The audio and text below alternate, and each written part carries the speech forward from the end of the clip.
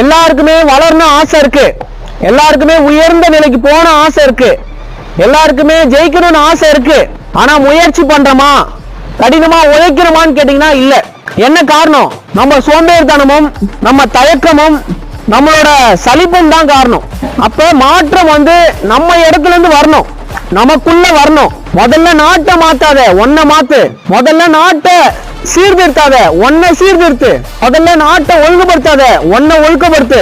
அப்ப உங்க இடத்துல இருந்து மாற்றம் வந்ததுன்னா நாடு மாறும், எல்லாமே மாறும். அப்ப நம்ம கத்துக்க கூடியது என்னன்னா, நம்ம உற்சாகமா இருக்கணும், உத்வேகமா இருக்கணும், சுறுசுறுப்பா இருக்கணும், அப்ப எனர்ஜியா இருக்கணும், பவர்ஃபுல்லா இருக்கணும், சக்தி மிகுந்தவனா இருக்கணும், ஆற்றல் மிகுந்தவனா இருக்கணும்.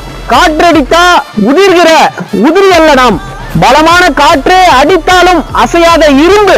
அப்ப நாம எப்படி இருக்கணும்? ஆமை நமக்கு சொல்லி தருது. எல்லாரும் சொல்லுவீங்க